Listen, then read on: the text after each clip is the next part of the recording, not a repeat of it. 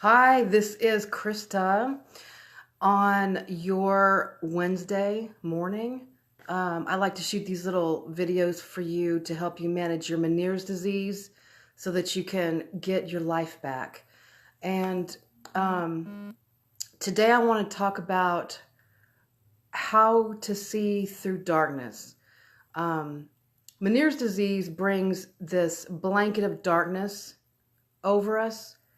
We start to wake up. It's not just a mental fog, it's an emotional fog. It's difficult to communicate with people around us. They don't understand what we're going through. They're not bad people. It's just that we're the ones that are having to do the living to get through this thing.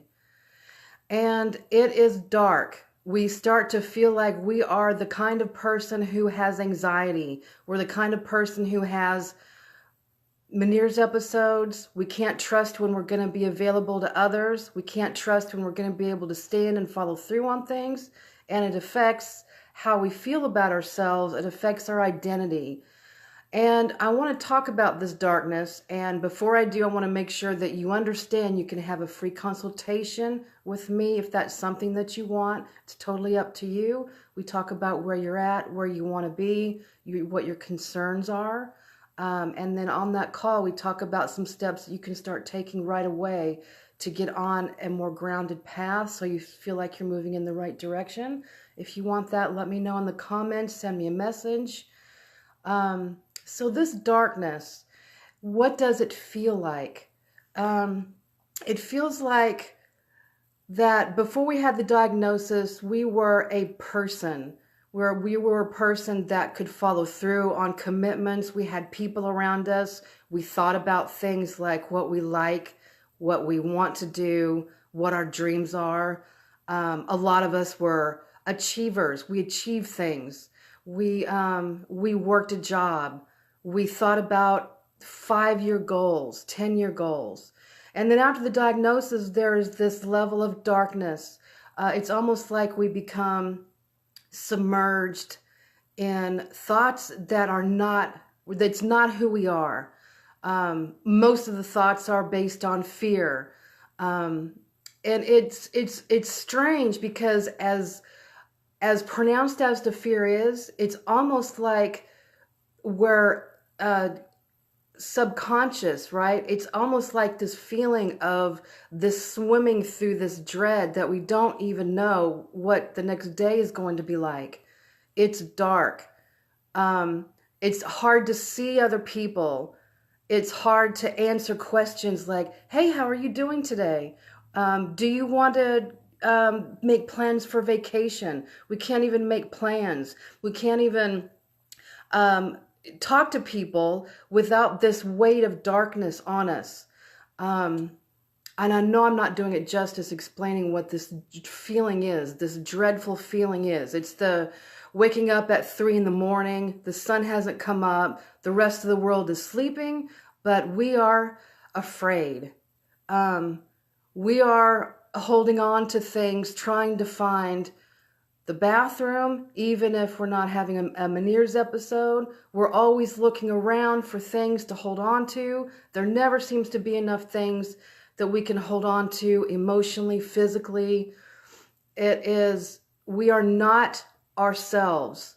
And we figure and we assume that we're never going to be ourselves again because we've been told that there is no known cure for Meniere's disease. And I want to talk about this darkness, and I want to talk about this idea of being able to see through darkness. And I'm going to use a metaphor. I'm going to say that when you turn the lights off, if you have a window in your house, it takes a minute for your eyes to adjust to that level of darkness, and then you can start to see the outline of shapes, and then you can start to move around a little. If you're outside and it's dark outside and the moon is out, you'll notice that even though it's dark, you can kind of make out some forms. And beginning to see through the darkness of Meniere's disease is similar to that, in that you adjust to the darkness, you begin to see through the darkness, and then you can move through the darkness. And when you can move through the darkness, you can begin to take steps that bring small results. And then you have different kinds of experiences alongside the darkness. And then when you have more than one kind of experience, you can understand that your identity is not wrapped up in Meniere's disease. It is just that the experience of these episodes created this belief system that you are the kind of person who has these kinds of fears and these kinds of episodes. But when you have other kinds of experiences, it then tells you that maybe I'm not the person that Meniere tells me I am. Maybe I'm a person that has these other kinds of experiences. I remember, I think it was for the first couple of years, probably into the third year, I would stay in bed all day long. I think that when my foot would hit the ground, I would start having fear. And it was fear on top of fear, because I had fear before I got the diagnosis.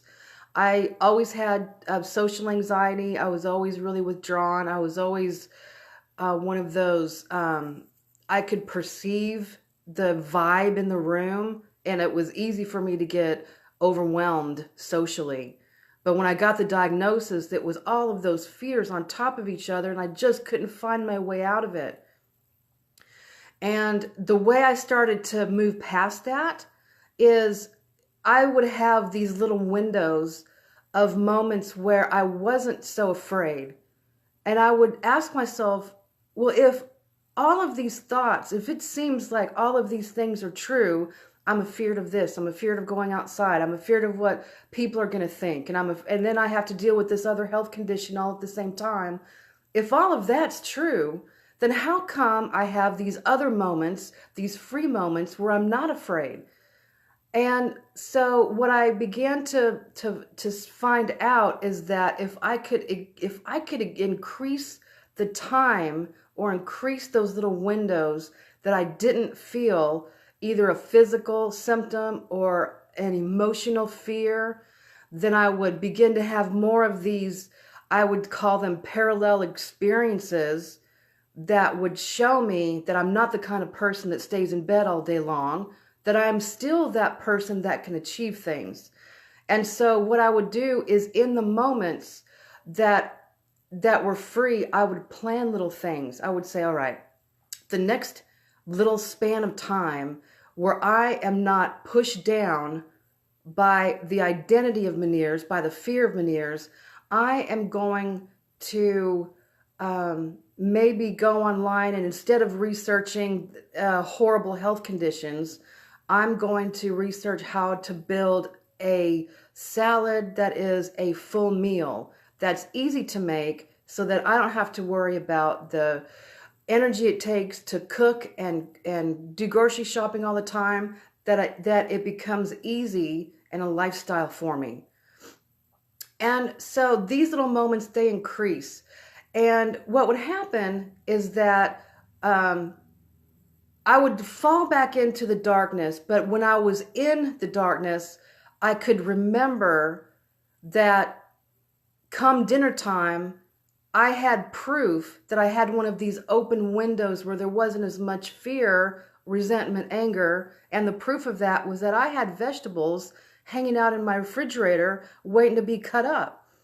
And so when I would go get ready for dinner, I would pull out the vegetables from the refrigerator, and it would remind me, a positive use of the word trigger, it would trigger me back into the last time I had one of those moments where I was open emotionally and physically to plan and get the stuff to make the good meal. And I would cut it up, and then I would start to do things like, well, maybe I would play a little bit of music in the background as I make that salad. And those little moments, they increase. One of the biggest lessons for me was when things would happen in those little moments that would create other little open windows of spans of time where there wasn't as much fear and anxiety.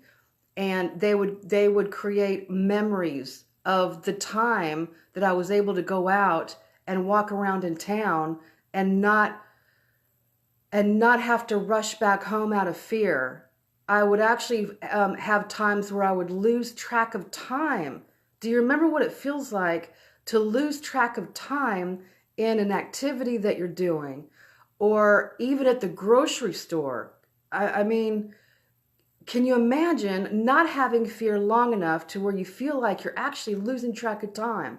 You wake up and you realize you were within an experience that was, you know what? It wasn't so bad. It was kind of enjoyable. And the way you get through the darkness is to start to see through it. You see through it. Your vision changes a little bit. Instead of being stuck in shock and horror through these episodes of severe anxiety or emotional discomfort, you start to see through it to the other side, to these other moments that are not like that. And you start to have these parallel experiences. How can you be Meniere's disease? How can you be frail and weak when you have these other experiences that are about engagement, feeling your authentic self, losing track of time? And how do you expand those? How do you increase those little pockets of time so that they become bigger than the Meniere's experiences and they recreate your identity? You're not the person who suffers from a health condition. You're never going to be that person.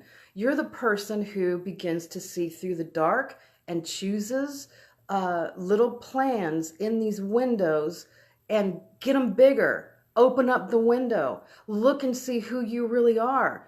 Don't form your identity by the unsaid thoughts that people have around you. Don't form your identity by little looks that people give you that seem to say you're not you're not good enough, or what's wrong with you, or how come you're not the same as you used to be. You gotta form your identity by what you are willing and able to do in those moments that are open, and then make those bigger. Make those bigger. Moving through the darkness, if you want some help, moving through the darkness, if you find yourself overwhelmed by the thoughts of this condition, by the lack of support, if you don't have the support in your life and you're looking for some of that, you're more than welcome to get on the phone with me. These strategy calls are about 45 minutes. They are really just looking at your specific situation and what would help that.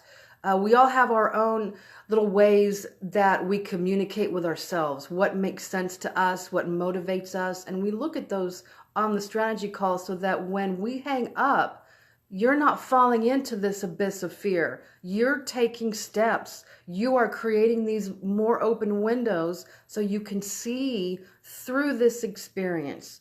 My name is Krista. I'd love for you to share this. If you know of somebody who this kind of topic would help, please share the video. Let me know what you think. I will see you on the next live. I hope you're having a good day today. Do not let these symptoms tell you who you are.